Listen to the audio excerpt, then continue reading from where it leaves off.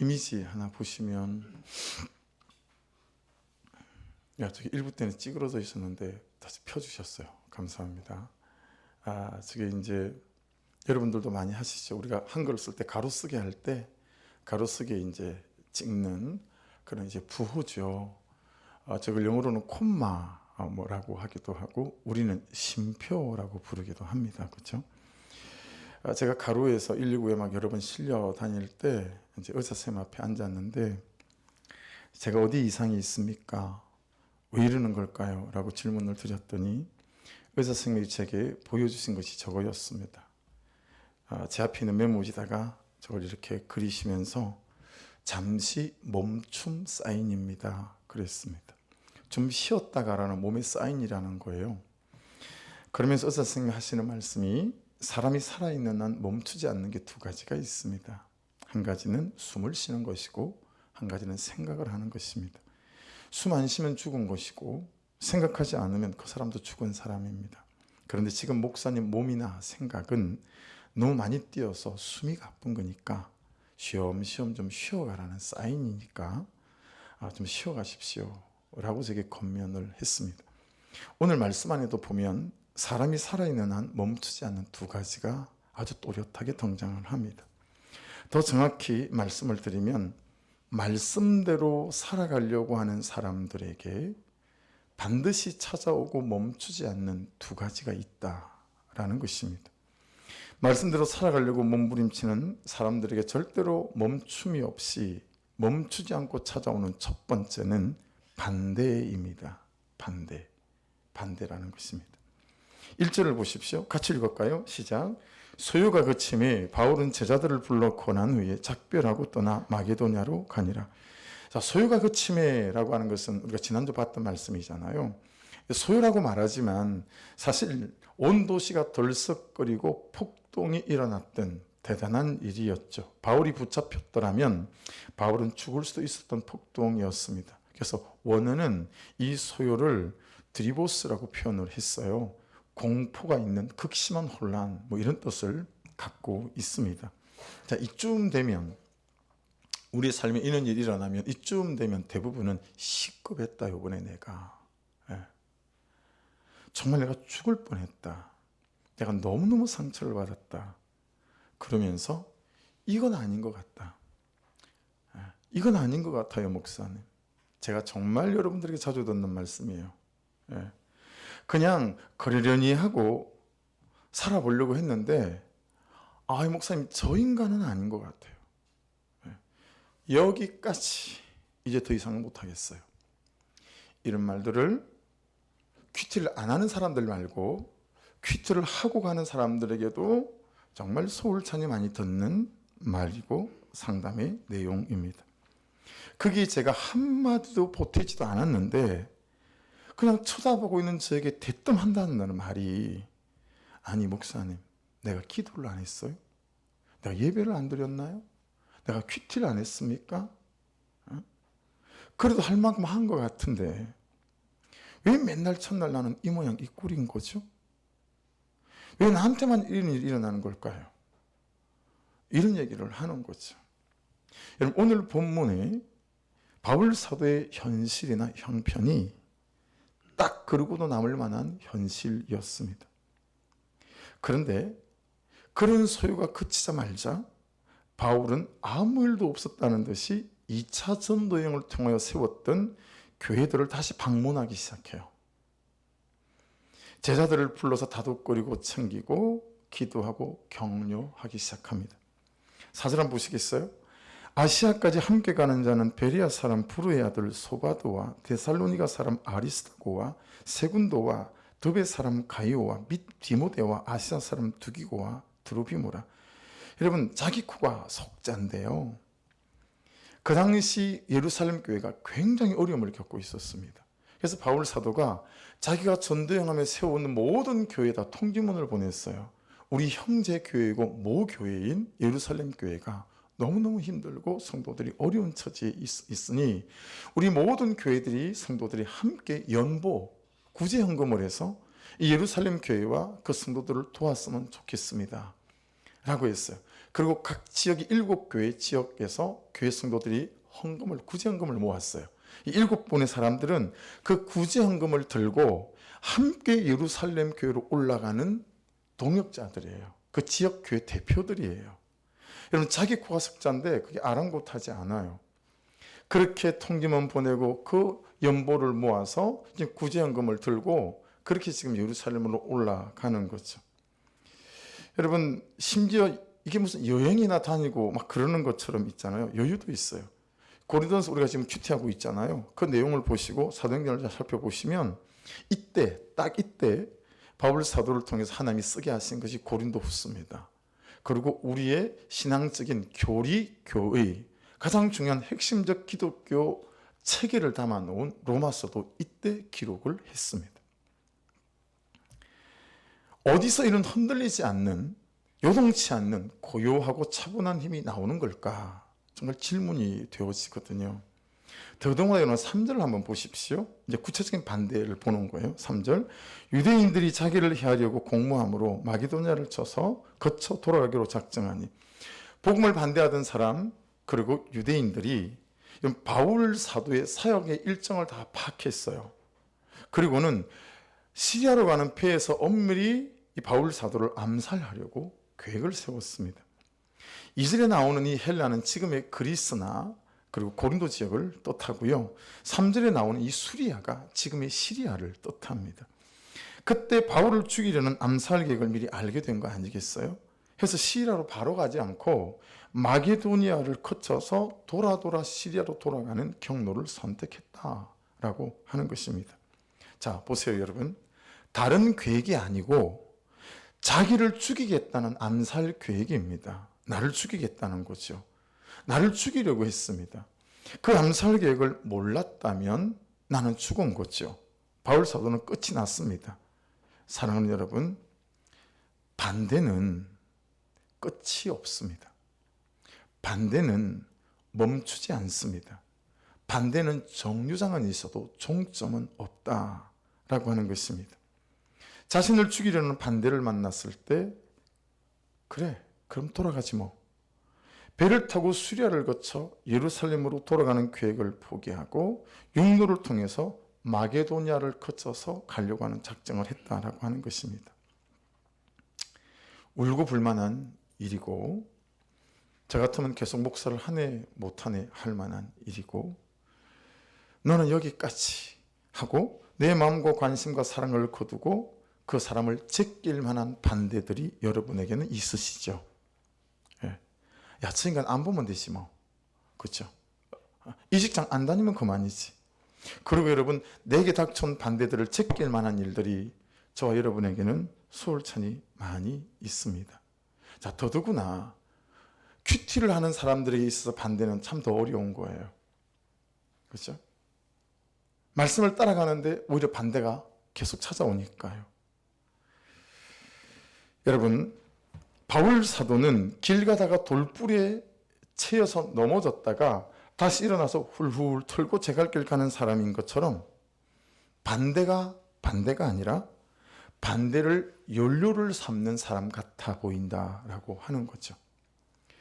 반대를 반대가 아니라 내가 가는 이 길이 내가 하고 있는 이 일이 말씀을 따라가는 길과 일이 확순하구나, 옳구나, 맞구나, 마치 확인받는 것처럼 이런 반대들 앞에 반응한다라고 하는 것입니다.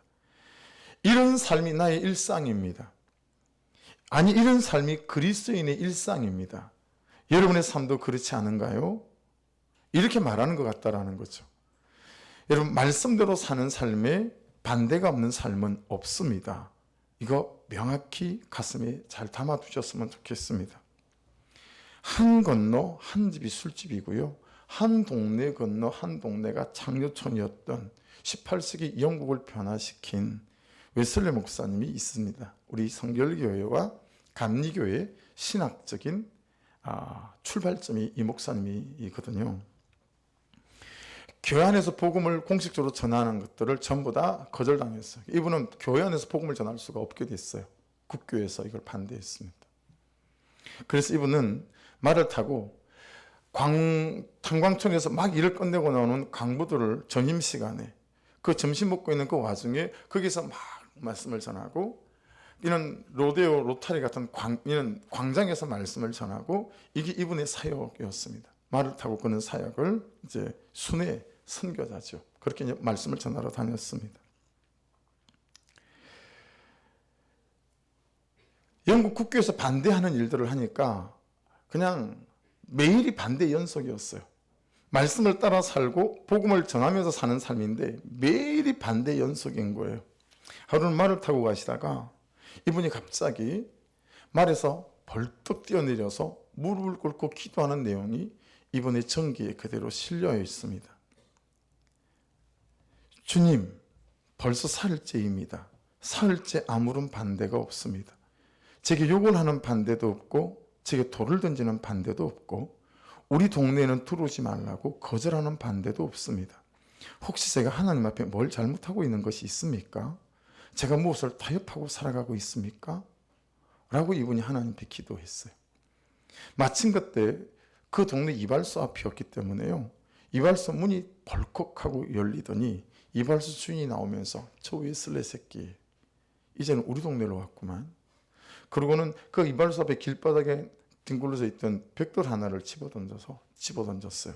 근데 그게 날아와서 목사님 머리를 그냥 그대로 맞춰서 피가 철철 흐르기 시작했어요. 그런데 이 예슬레 목사님이 주님 감사합니다, 제가 잘하고 있다고 하셔서, 그리고 다시 말이 올라와서 찬송을 부르며 다시 가던 걸음을 가셨다라고 하는 거죠. 우리 삶에서 만나는 반대를 대하는 반응과 웨슬리 목사님이 그분의 삶에서 만나는 반대를 대하는 반응이 달라도 너무 다르더라 라고 하는 것입니다. 여러분 잘 보시겠어요? 솔직히 누가 나를 반대하면 참 힘듭니다. 성도가 목사를 반대하잖아요. 그러면 진짜 너무너무 힘들어요. 여러분, 여러분끼리 서로 반대하면 너무 힘들지 않습니까? 남편이 아내인 나를 반대하고, 그렇죠? 또 그리고 남편이 반대하고, 이게 참 고통스러운 일들이잖아요. 사람이 사람을 반대한다는 게 참 쉽지도 않고 고통스러운 일들이고 너무 어려운 일들 아니겠어요? 근데 그런 반대를 만날 때 여러분들은 어떻게 그 반대에 대해서 반응하십니까? 예수 때문에, 복음 전한 일 때문에 말씀대로 제대로 살아가고 있다고 누군가로부터 욕이라도 여러분 먹어본 적이 있으십니까? 다시 말씀드리지만 반대는 멈추지 않아요. 반대는 항상 있어요. 반대는 일상이에요. 더더구나 말씀을 따라가고 있는 사람들에게조차 이 반대는 멈추지 않고 계속해서 다가오게 되었습니다. 그런데 바울 사도는 이런 반대들 앞에 되게 담담하고 계속적이고 당연한 일이고 그럴 수 있는 일이고 그래야 하는 일이고, 그래서 여러분 항상 잘 기억하십시오. 처음에 닥쳐오는 반대들을, 아니 지금까지는 어떻게 사셨던지 관계없이 지금 현재적으로 내게 있는 반대를 어떻게 다루느냐, 이게 너무너무 중요합니다. 왜냐하면 사도행전에는 이제 기억하실 만하죠. 몇 번의 반대가 나온다고요? 제가 찾아낸 게 51번의 반대였습니다. 제가 2004년도에 성경연구과정 열방대학에서 공부하다가 이 반대를 찾아내기 시작해가지고 학교에서 요구하는 공부를 내팽개치고 일주일 동안 그냥 사도행전에 푹 빠져서 이 반대만 찾아내기 시작했어요. 그래서 제가 이 사도행전 과목을 F를 받았어요. 점수가 과락이었어요. 이 과목, 이 사도행전 과목이. 제가 찾아낸 반대가 51번의 반대인데, 여러분 반대는요, 물질로 오는 반대도 있어요. 건강으로 오는 반대도 있어요. 내 성품 때문에 오는 반대도 있고요. 내 연약함 때문에 오는 반대도 있어요. 내 죄 때문에 오는 반대도 있고요. 내가 만난 사람이 악해서 오는 반대도 있고요. 내 가난한 현실 때문에 오는 반대도 있고, 나의 잘못된 선택과 나의 연약함 때문에 오는 반대도 있어요. 반대는 수십, 수백, 수천, 수만의 옷을 갈아입고 각각의 다른 모습으로 저와 여러분을 찾아옵니다. 그리고 우리의 신앙과 우리의 뜻대로, 말씀 뜻대로 살아보려고 하는 모든 삶에 태클을 걸고 방해하고, 그리고 물러서게 만들고 포기하게 만들고 그 사람을 제끼게 만들고 내 삶에 하나님 주신 약속의 문들을 차단시키게 만드는 일들을 이 반대들이 우리에게 합니다. 근데 바울 사도는 어떻게 51번의 반대를 뛰어넘을 수 있었을까요? 제일 첫 번째 만났던 반대, 그 반대에 믿음으로 반응을 했더니 그 다음에 부흥이 있었어요. 자, 그 다음 반대가 왔어요. 어떻게 반응하겠어요? 한 번의 반대 뒤에 찾아온 부흥의 경험을 하니 또 믿음으로 반응하는 거예요. 그러니 두 번째 부흥이 왔어요. 제가 깜짝 놀라고 감격에 전율이 일어났던 건 51번의 반대 뒤에 반드시 51번의 부흥이 있구나. 이걸 발견하고 나니까 머리가 쭉 뼈섰어요. 그러면서 발견한 게 뭐죠? 이 반대를 만났을 때 바울 사도는 어떻게 반응했는가? 이거 우리가 캐치내면 우리 인생에 일어나는 반대들을 능히 반대가 아니라 이 반대 속에서 하나님의 살아계심을 경험하는 놀라운 통로가 되지 않겠는가 라고 하는 것 아니겠습니까? 그러니 여러분, 반대를 반대로만 쳐다보지 않는 은혜가 믿음의 시선이 있기를 주의 이름으로 축복합니다. 그런데 이 자기를 죽이려고 했던 반대는 반대도 아니었어요. 더 큰 반대가 오늘 본문에 찾아왔죠. 자, 6절로 9절을 같이 한번 읽어볼게요. 우리는 무교절 후에 빌립보에서 배로 떠나 닷새만에 들어와 있는 그들에게 가서 이래를 머무니라. 그 주간의 첫날에 우리가 떡을 때려 하여 모였더니 바울이 이튿날 떠나고자 하여 그들에게 강론할세 말을 밤중까지 계속하며 우리가 모인 윗단에게 등불을 많이 켰는데 유두고라는 청년이 창에 걸터 앉아 있다가 깊이 졸더니 바울이 강론하기를 더 오래 하며 졸음을 이기지 못하여 3층에서 떨어지거늘 일으켜보니 죽었는지라. 여러분, 사람 살리자고 하는 게 집회 아닙니까? 그 인생을 살리고자 하는 게 집회 아니겠어요? 그렇죠? 그게 예배잖아요. 나도 살고 가정도 살리자고 여러분 큐티하고 말씀을 따라가고 있는 중인데, 그 예배 중인데 사람이 죽은 거죠.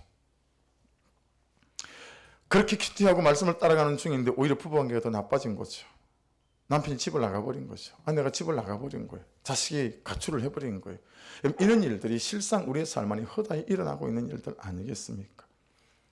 죽이려고 했던 게 아니라 이제는 자기의 집회 중에 그냥 같이 말씀을 듣고 있던, 예배하고 있던 청년이 3층에서 떨어져서, 본문을 보면 즉사했다라고 돼 있어요. 즉사해버렸어요. 그냥 떨어지는 순간 엄청난 반대를 만났어요. 앞에 반대는 죽이려는 반대였지만 지금 만난 반대는 그냥 죽어버린 반대를 만난 게 된 것입니다. 그런데 여러분, 이 죽어버리는 반대가 왜 뼈아프냐면 바울 사도 입장에서 7절을 보실래요? 밤중까지 계속하며 예배를 너무 오래 했어요. 설교를 너무 오래 했어요. 왜 그랬냐면 바울 사도는 이때 6월절 되기 전에 빨리 예루살렘으로 올라가야 됐었어요. 그래서 막 에베소 말씀 같은 데 보면 자기가 거기로 드로아로 가지 않고 거기서 온 장로들을 막 길 도상에서 만나고 이런 내용들이 막 나오거든요. 6월절까지 빨리 예루살렘 올라가야 되니까 시간이 촉박하니까 시간은 없고 말씀은 빨리 나눠야 되겠고 밤중까지 막 말씀을 전하기 시작한 거죠. 이해되시죠? 8절에 보세요. 우리가 모인 윗다락에 등불을 많이 켰는데 사람도 뒤따 많이 모인 거예요. 그래서 여기저기 등불을 많이 켰는데 이때 당시에 등불들이 다 이산화탄소를 발생시키고 산소를 급격히 떨어뜨리는 것들 아니겠습니까? 그렇죠? 등잔불 같은 것들이니까요. 일순간 사람은 많죠. 산소 농도가 약해지고 이산화탄소가 많아지니까 어떻게 되겠어요? 사람들이 졸리기 시작하는 거죠. 이것도 주최 측이 진행하는 사람이 바울 사도니까 어떻게 그의 책임이 아니다라고 말할 수 있겠어요? 9절을 보세요. 바울이 강론하기를 더 오래 하며, 사람들이 바울 사도에게 유두고가 죽고 난 다음에 이런 말 했겠죠. 참, 너는 눈치도 없다. 네가 부족했다, 준비가. 네가 실수했다. 여러분, 충분히 너 책임이다 라고 할 만한 처신과 태도와 부족한 준비가 바울 사도에게 있었다라고 하는 것을 알 수 있는 거예요. 그래서 여러분, 저도 경험하는 바 여러분도 경험하시겠지만 제일 큰 반대는 나 때문에 오는 반대입니다. 현실이 주는 반대 힘들죠. 재정이 주는 반대, 건강이 주는 반대 얼마나 어렵습니까? 근데 나로 인한 반대는 너무 힘들어요. 내가 너무 게을른 거예요.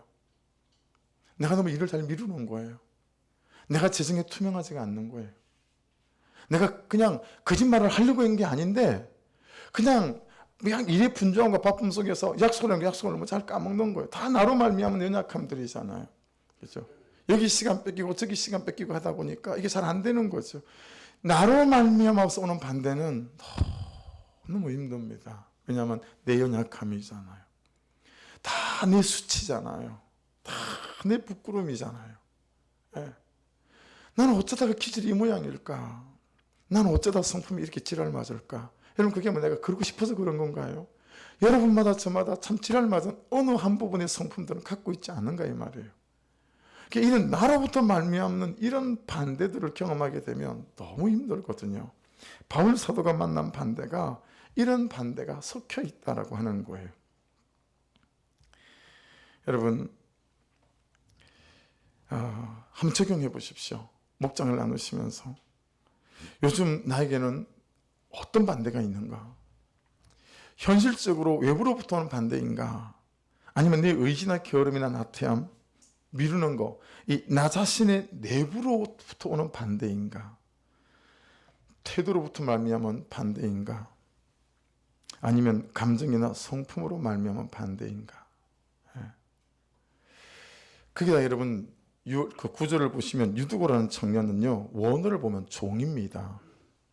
하루 종일 고된 일 하다가 지금 말씀 듣겠다고 여러분 같으면 일주일 내내 막 고생하다가 금요일 9시 성령대망에 참석한 거예요. 일주일 동안 힘들었고 당일도 너무 힘들었어요.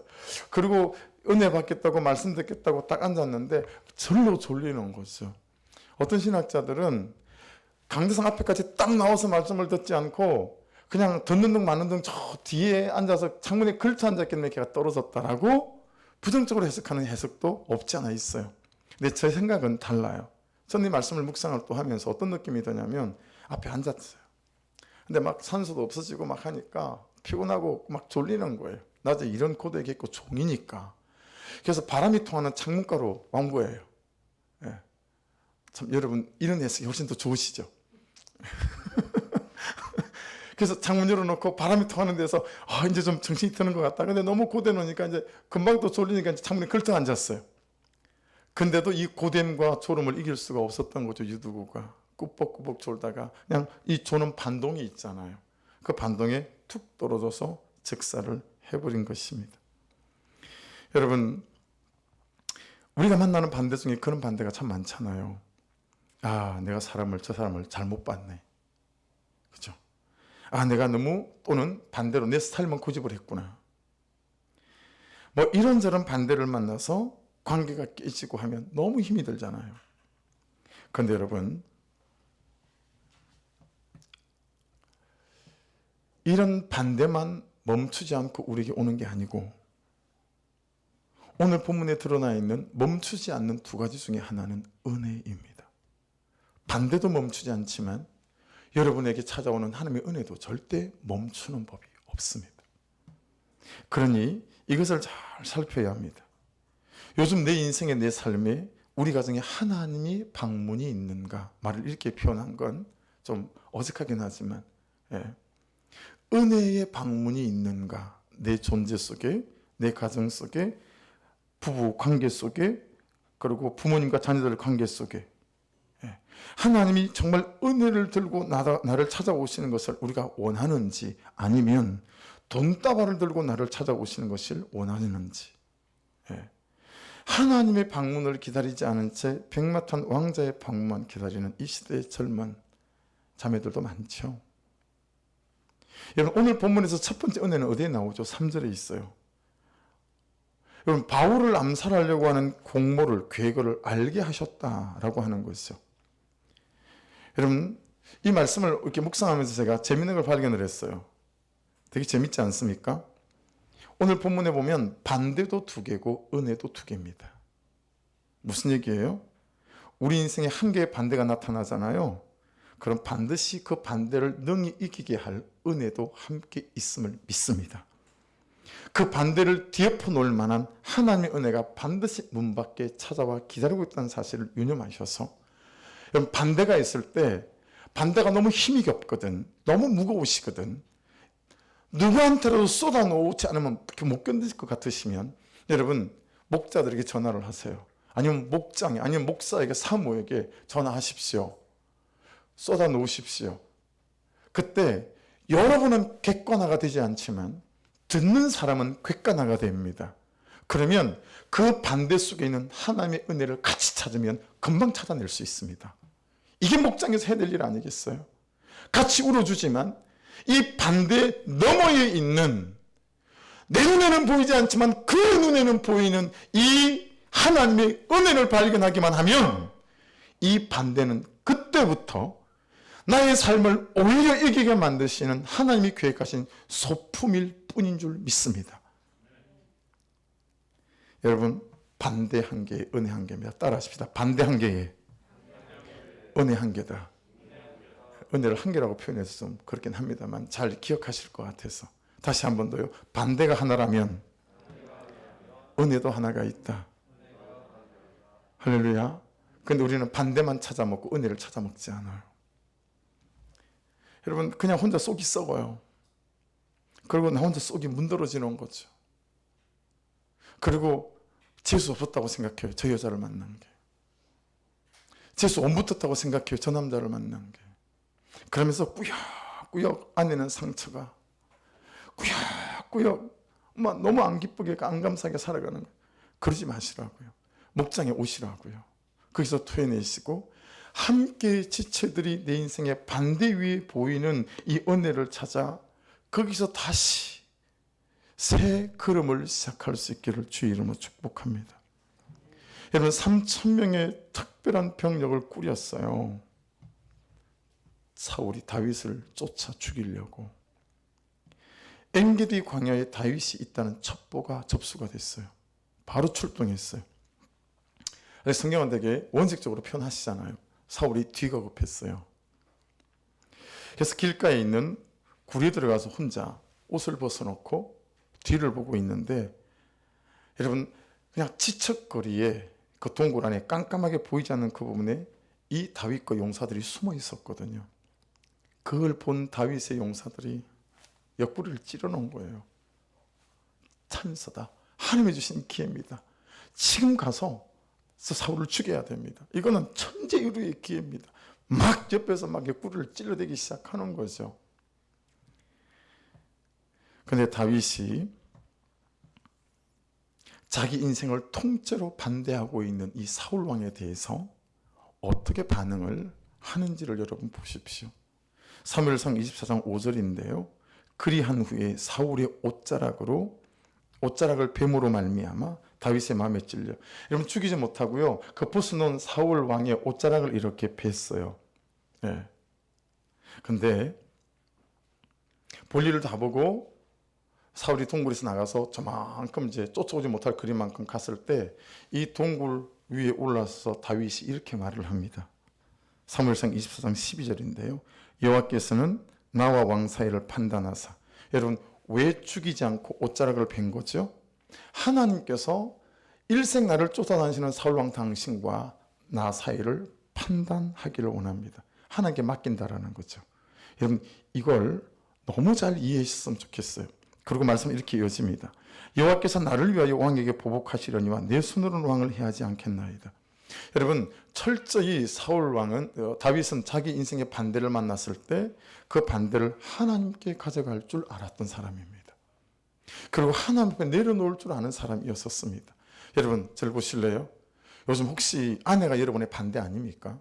남편이 여러분의 반대 아닙니까? 자식은 어떻습니까?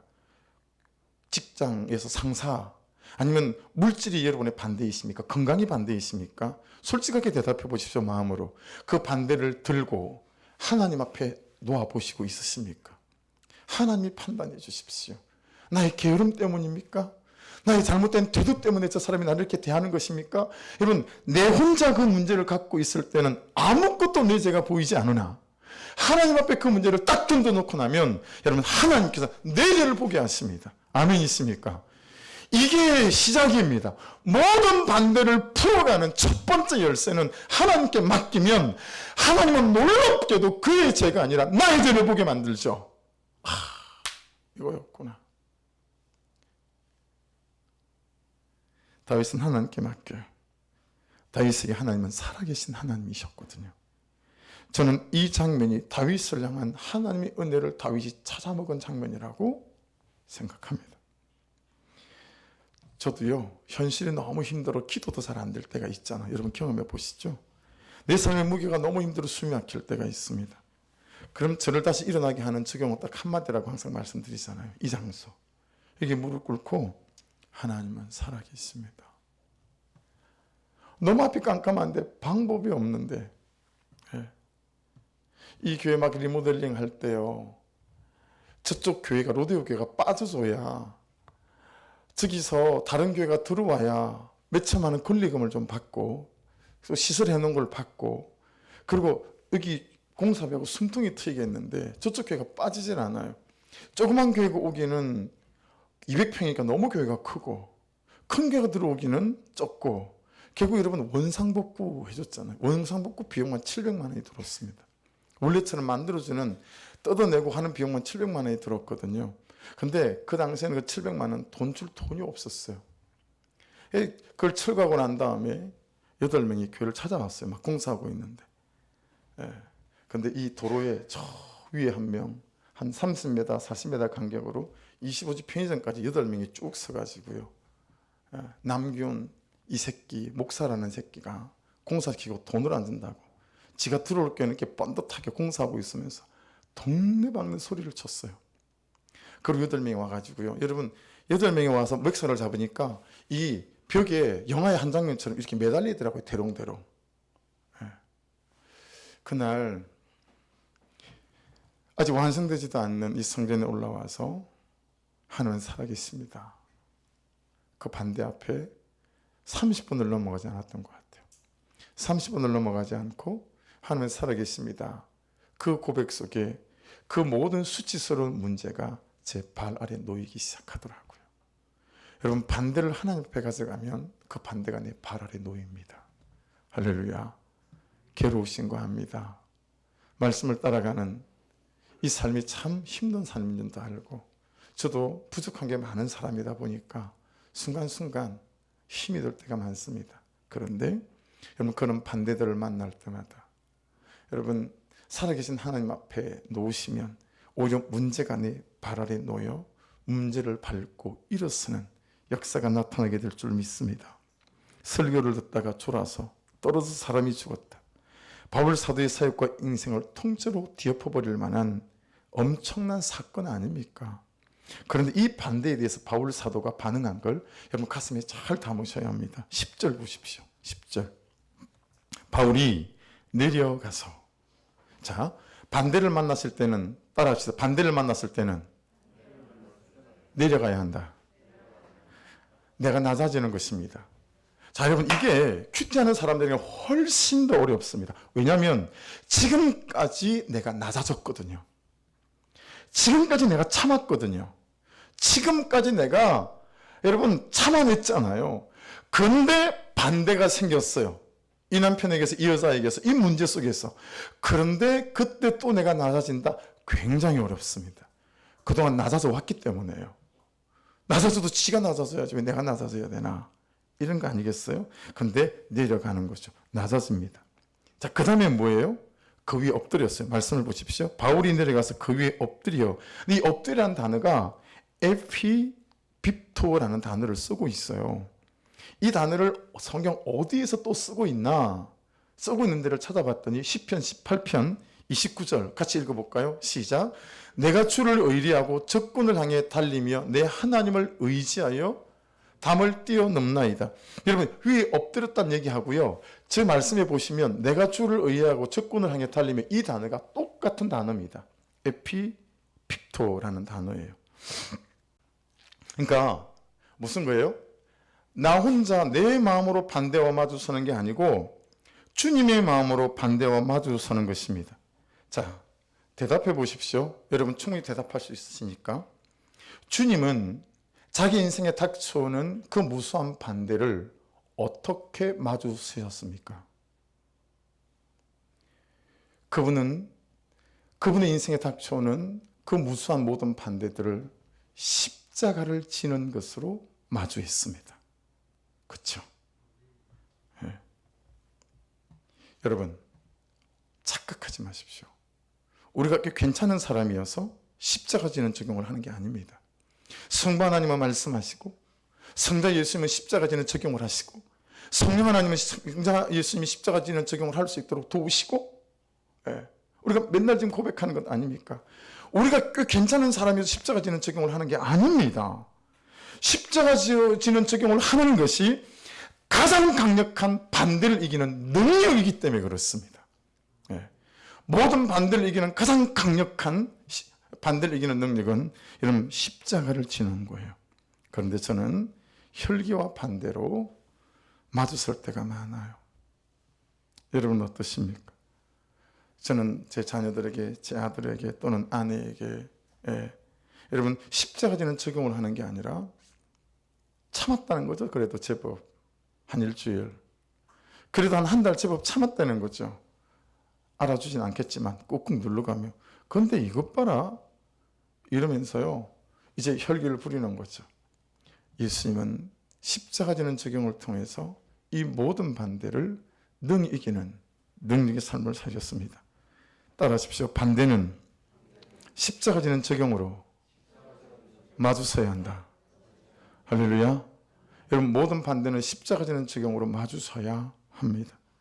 그래서 여러분 되어지는 것이 그 뒤에 연이어 나옵니다. 10절 또 보십시오. 그 몸을 안고. 여러분 십자가 지는 적용을 해야 껴안을 수 있어요. 포옹할 수 있어요. 품어낼 수 있어요. 그 다음에는 뭐가 나와요? 떠들지 말라. 바울이 내려가서 그 옆들이 그 몸을 안고 말하되 니네들 떠들지 말아라. 자, 반대를 만나면 막 동네방네 떠드는 분들이 있죠. 하나님 앞에 가서 기도할 줄 모르고 금식할 줄 모르고 떠들어요. 여러분 이 떠들지 말라 이건 앞에 1절에 나왔던 소요 이 드리보스라는 공포가 있는 극심한 혼란과 같은 뜻이거든요. 그러니까 이런 거예요. 보세요. 처음에는 반대가 도룡뇽이에요. 도룡뇽. 여러분 도룡뇽 안 무서워하잖아요. 도룡뇽 커봐야 요만합니다. 근데 여러분 도룡뇽만한 반대가 일어났을 때 믿음 없이 계속 떠들고 반응하잖아요. 그럼 이 도룡뇽이 뱀이 됩니다. 자, 뱀이 됐는데도 불구하고 그 문제를 하나님께로 가져갈 줄 모르고 계속 믿음 없이 떠들고 막 이렇게 하잖아요. 그럼 여러분 그 뱀이 용이 됩니다. 그리고 어느새 그 반대는 용이 돼서 나를 압도합니다. 그런 반대를 이길 수가 없어요. 여러분 반대가 시작되면 십자가 지는 적용으로 도룡뇽이 올 때 두드려 잡을 수 있기를 주의 이름으로 축복합니다. 그때 창세기 2장 7절 말씀처럼 여호와 하나님이 땅의 흙으로 사람을 지으시고 생기를 그 코에 불어넣으시니 사람이 생명이 되니라. 다시 이런 일들이 일어나는 거예요.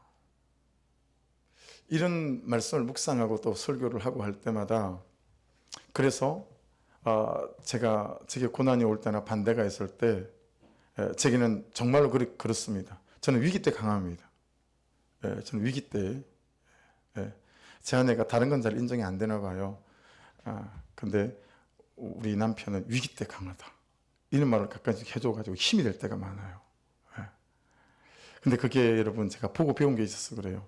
성남교회 전도사를 하고 있을 때 길 건너 언덕 위에 금광교회라는 교회가 있었습니다.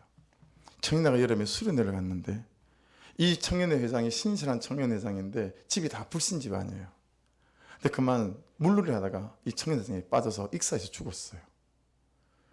주일날 그 주간에 주일날 예배를 드리는데 아버지가 아들 시신 들어간 관을 메고 예배당에 들어왔어요. 그리고 강대상 위에다가 아들 시신이 들인 이 들어가 있는 관을 올려놓고요. 주일 예배라는 예배를 드리는데 살려내라. 야, 예수는 죽은 사람도 살린다며 왜 멀쩡한 내 아들을 죽이냐. 니들이 살려내라. 니들이 살리던 예수가 어딨냐. 예수가 살리든 살려내라. 주일 예배가 발칵 뒤집어졌죠. 여러분 보통 교회 같으면 문 닫아야 돼요. 그렇지 않아요? 그 교회 누가 예배 드리러 오고 누가 세신자가 누가 오겠습니까? 온 동네 소문이 쫙 다 퍼져버렸어요. 저 밑에 있는 제가 다 들었을 정도니까 교회마다 소문이 다 퍼지고 사람들 소문이 다 퍼졌어요. 엄청난 반대 아닙니까? 근데 그날로 목사님과 성도들이 금식하며 기도하기 시작했어요. 전적으로 이 부분을 하나님께 맡기 시작한 거죠. 지금 가보시면 그 동네에서 제일 큰 교회가 그 교회입니다. 여러분 반대는 문제는 죽이자고 하나님께서 우리에게 허락하신 게 아닙니다. 반대가 하나면 반대를 이길 수 있는 더 큰 은혜가 반드시 여러분 주변에 있습니다. 아멘이십니까? 그 반대가 닥쳐오는 위기 때에 여러분 하나님을 찾고 하나님에게 내 인생을 통째로 올려드려야 합니다. 왜 하나님께서 이런 반대들을 허락하실까? 무수한 말씀들이 있지만 시편 62편 1절 8절 보십시오. 나의 영혼이 잠잠히 하나님만 바라며 나의 구원이 그에게서 나오는도다. 네. 내 영혼이 잠잠히 하나님만 바라기 원하시는 거죠. 그리고 그 구원은 그분께서 나옵니다.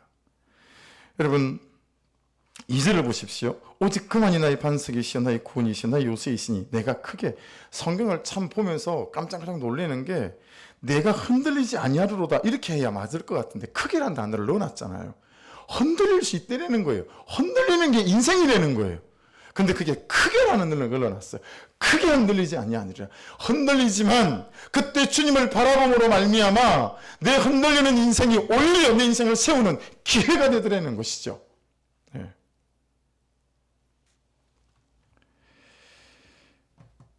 여러분 성경책이든 큐티책이든 이게 사도행전이니까요.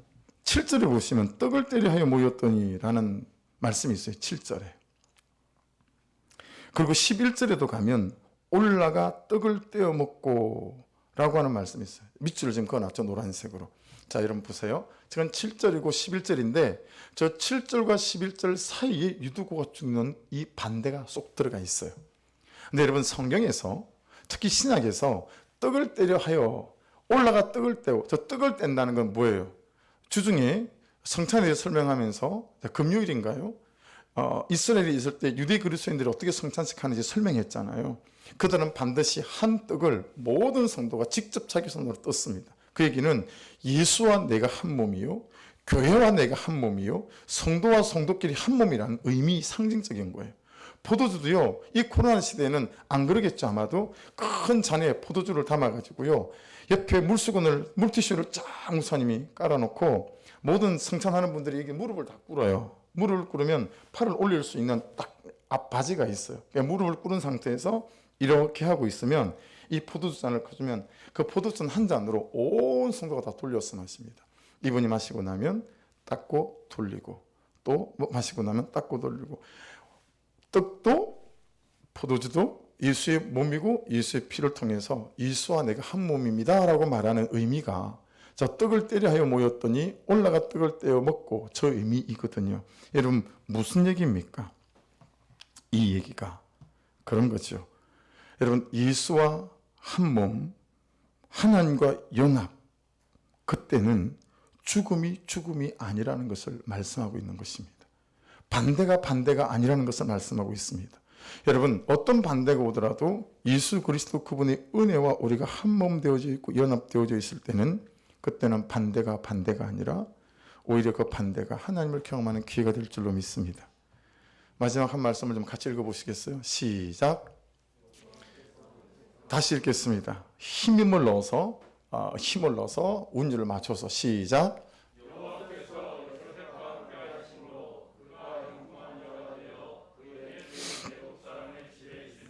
아멘. 어제 돌잔치를 할 때 스아가 받은 말씀입니다. 우리가 말씀 자비를 하는 이유는 제 의견이랑 엄마 의견이랑 서엄마 의견이랑 좀 맞아서 일반 돌잔치 살던 돌자비를 안 하고요. 말씀 자비를 했어요. 그래서 1번부터 12번까지 정말 서아가 이 말씀 같은 인생이 되었으면 좋겠다라는 간절한 마음을 담고 기도하면서 12가지 말씀을 순서대로 했는데 저 말씀이 4번째 말씀이었습니다. 예. 여러분 우리가 말씀 자비를 하는 이유는 그런 것입니다. 예수 그리스도를 나의 구주로 고백하는 우리 신앙 고백이 말씀에 근거하지 않습니까? 하나님은 말씀으로 우리에게 말씀하시고 우리 인도하십니다. 그래서 서아가 이 말씀대로 일생 이끌림을 받고 말씀대로 되고 말씀대로 살고 말씀을 따라가기 원하는 그런 간절한 마음으로 12개 말씀을 이제 성경에서 발표를 감동 주시는 걸 했습니다. 여러분 요셉이 만난 반대는 요셉이 꿈꿨던 인생하고는 완전히 달랐습니다. 그렇죠? 요셉의 인생에 도무지 멈추지 않을 것 같은 반대 연속이었으나 아시는 대로 그 반대만큼이나 요셉의 인생에 그를 향한 하나님의 은혜도 멈추지 않았습니다. 아멘이시죠? 그가 팔려가지 않았다면 보디발 집에 있지 않았다면, 거기서 보디발의 아내가 그를 유혹하지 않았다면, 감옥에 들어가지 않았다면, 여러분 그가 그 시대 하나님의 사람으로 어떻게 쓰임받을 수 있겠어요? 모든 반대는 여러분 하나님의 은혜와 함께 있었고, 그때마다 요셉은 하나님의 은혜를 붙잡았어요. 여호와께서 요셉과 함께 하심으로 그가 형통한 자가 되어 그의 주인 애굽 사람의 집에 있으니, 여러분 가장 큰 은혜는 하나님의 은혜가 우리와 함께 하시는 은혜인 줄로 믿습니다. 여러분의 삶에 멈추지 않는 반대의 파도가 날마다 일어나겠으나, 특히 큐티를 한다고 하는데도 계속 그 반대가 여전하겠으나 기억하십시다. 반대가 한 거면 은혜도 한 개인데, 그 은혜는 그 반대를 밟고 일어날 수 있고 이길 수 있을 만한 충분한 은혜가 되는 줄로 믿습니다. 그 은혜를 인해서 날마다 다시 시험을 얻으시는 새 인생 되시기를 주의 이름으로 축복합니다. 기도하겠습니다. 말씀 붙잡고 같이 기도하시면서, 하나님, 제게 지금 반대가 많습니다. 여러분 어떻습니까? 저도 반대가 있습니다. 근데 제가 당하고 있는 반대는 다 제 연약함 때문에 생기는 반대인 것 같아요. 저는 그렇습니다. 재정이든 뭐든 다 내 연약함으로 생기는 반대, 그래서 수치도 당하고 부끄럼도 당하고 뭐 그런 것 같습니다. 기도하시면서, 하나님, 내 인생에 닥치는 현실적인 반대, 재정의 반대, 건강의 반대, 여러 반대가 있지만 하나님 그 반대보다 큰 은혜가 있음을 믿사오니, 반대가 한 개면 은혜도 한 개인 줄로 믿사오니 반대의 주눅들어서 물러서지 않게 도와주시고, 아버지 다윗이 그리했던 것처럼, 요셉이 그리했던 것처럼 통째로 달랑들어다가 하나님 앞에 내어놓음으로 말미암아 하나님 멈추지 않는 당신의 이 나를 향하신 은혜가 이 반대들을 발아내 놓게 도와주시옵소서. 우리 주여 한번 부르고 같이 한번 기도합니다. 주여!